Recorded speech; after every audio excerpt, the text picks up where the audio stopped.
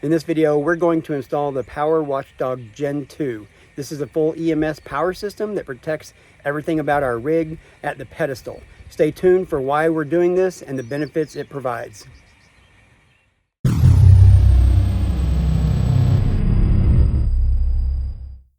As always, if this video provides any value at all to you, please like this video with the thumbs up. Please subscribe to the channel. This lets YouTube know we're out here making content, and honestly, it encourages me to keep going. Thank you.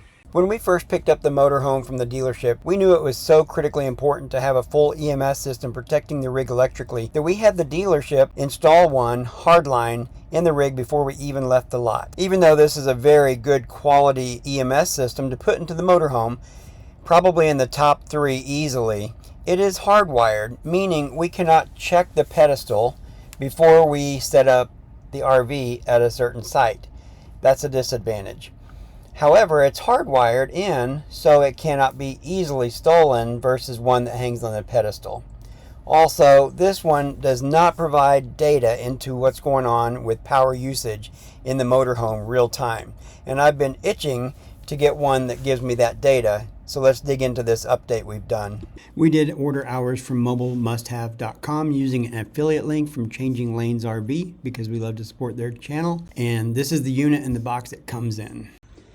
First, just a quick rundown of the unit itself. Here's the 50 amp plug. Comes with a plastic cover on it to protect those prongs. This is a security ring made of metal. Some people are concerned with theft while they're away from their unit, so they can chain it or tie it with strung bike cable, something. They can strap it. It won't stop any and all thieves, but it'll slow down some people and might be just enough of a deterrent, but that's built in there. And then this panel down here opens, flips out to the side. This cap can protect the 50 amp plug where the house is going to plug in, and this keeps moisture out once you get things all plugged up. And then we'll show you how this face lights up. White is good, red is bad, and the indicators for Bluetooth and Wi-Fi, and then the error codes. And it says this will turn red when park power neutral is missing. All right, this pedestal is perhaps the lowest to the ground that I've experienced. So it really was close whether or not I'd be able to get it plugged in and then get the house plugged into it. In our case, you may have seen in past videos, we have this 50 amp Y splitter, high quality splitter, so we can plug the house and the car charger in at the same time, and then we manage the power overall usage through the car charging app, clear down to 5 amps if we need to, up to 32 amps. But generally we run at 10 or 12 amps on the car charging to make sure we don't overload things. With this guy, we'll be able to watch more closely and see what actual usage is to make sure we don't flip a breaker on the pedestal. I don't know how visible this is on video, but once the Power Watchdog checked the pedestal for safety and general good health, this dog face did turn white, so that's a good sign, and then it passes power on through to the rig. I do want to share the details of what this hardware does for those that don't know, so bear with me. I'm just going to read straight from the pamphlet that came with the Watchdog to read all the features that this thing has and what it does for you. It says, should the voltage drop to 104 volts or below, or rise to 132 volts or higher, power to your RV is turned off automatically at the pedestal by the Watchdog. It monitors volts, amps, frequency, and watts live on your phone. It constantly watches for dangerous power conditions at the pedestal. It detects high voltage, low voltage, open ground, open neutral, and overcurrent. When danger is detected, the Watchdog disconnects you from the park power. The dog's face turns red. An error code appears on the face of the dog. An alert is sent to your phone telling you why it disconnected and what to do. Once the fault condition is resolved, the Watchdog will restore power after a 90-second delay, or you need to push the restart button on the phone. The Watchdog absorbs high voltage spikes and surges. If the surge module is ever used up, an error code will appear on the dog's face and your phone. A toll-free number will appear. You call that and receive a free surge module within the first 2 years of ownership. The Watchdog can turn your RV on and off remotely from your phone app. I guess if you ever need to reboot your RV from remote, you can do it now. The Watchdog will track how many kilowatt hours you have used since hooking up in the RV park. Just press the energy reset button after connecting in a new park. I'll explain why this feature is extremely important to us as drivers of a Tesla. Fault conditions are recorded in the app. Check the fault record in the app to see when you were shut down, why, and for how long. It's important to know if your RV has been shut down while you are away, especially if you have a refrigerator relying on power. Diagnostic tool. Note the amperage on the app. Turn on an appliance. You can use the tool and see the difference in the amperage live to see how much that appliance draws. So you can know real time as you turn things off and on what they use, so you can manage your power at the pedestal better, which is critical for RV people. I don't know how many people do this. We do it because I just feel like it's that important. Okay, so that gives you an idea of what this device does, and now the really practical stuff on why we really needed to add this to our kit.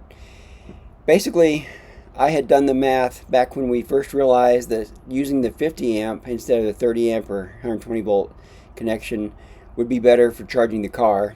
And I looked up the air conditioner, electrical draw, both air conditioners, the cooktop, the microwave, the major appliances that draw a lot of energy. And I had a rough idea that at 16 amps setting on the car, and I had a rough idea that charging at 16 amps max on the car, everything could work together without blowing the pedestal, without flipping the breaker on the pedestal. So with this though, I can know for sure real time what everything uses and not just rely on my math, or maybe some appliances drawing a little more because it's about to fail or who knows what. What this allows us to do is keep from overrunning the pedestal power. If we need to speed up the charge just a little bit because we're running around super busy and we want to add a little bit in the middle of the day or something, then I can see we're not running air conditioners, whatever's on, the house is using this much, and I can spin up the amps on the car to 20, 24, clear up to 32, but then I can watch in the Watchdog app and see what the total per line on the 50 amp at the pedestal is actually pulling. So my goal is to stay under 40 amps, even though it's a 50 amp system and a 50 amp pedestal. You don't want to draw more than 80% over a solid period of time, so you want to stay under 80%. For us, just knowing exactly what we're using at the pedestal is pure gold. And then also, you may have seen in the past, I take a picture of the power pedestal at every campground when we arrive, and then when we unplug at the very end. And then I know how many kilowatt hours we used, and I make sure we don't get overbilled for that.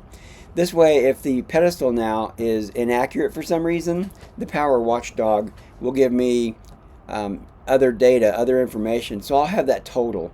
So every time we plug in at a new spot that's charging for electricity, or just in general, I can hit reset, and the Power Watchdog will tell us the total kilowatt hours used from the time we plugged in until the time we unplugged. So I think that'll be handy for us just to understand our power usage even better, and maybe be able to explain to other people how they could have an electric car and manage their pedestal with these tools that really simplify it, so you don't have to be doing Ohm's law calculations by looking up the watts of the air conditioner and figuring out how many amps that pulls and managing it like that. So it's kind of an easy button, and it works really well. I'm also hoping at times when a campground might say, no, you can't charge your car, that perhaps I could explain how well we manage the pedestal to help them come to grips with the fact that I'm not just going to blow everything up. It's not going to catch fire. I know that some campground owners don't understand how these things work. They think that the car is going to take so much energy and pull more than than what they can handle. It can't go over 32 amps to begin with, and then we set it way down. So even if we get back after a long day of running around and we've gone from say 90% battery to 50% battery, as soon as I plug it in, say at 16 amps, the car tells me how long until it's full. I'll go ahead and set it down to 12 or 10 amps just so I don't even come close. If the calculation is showing that way before we need the car again, it's going to be back up where we need it to be. So while we sleep, the car is charging and I'm managing the pedestal and I'm staying well within the threshold. But when I do want to speed things up, I can see real time how high I can go by changing the setting in the car, dial that up, and then look at the Watchdog app and see what's actually being drawn and make sure I stay within the limits. For us, having an all-electric motorhome has been beneficial. We don't have to deal with propane, but now also factoring in the electric car, having that visibility is really, really key to our success. Again, thank you for watching. Please leave comments with anything you're thinking about or questions you have on this topic, and thank you for watching.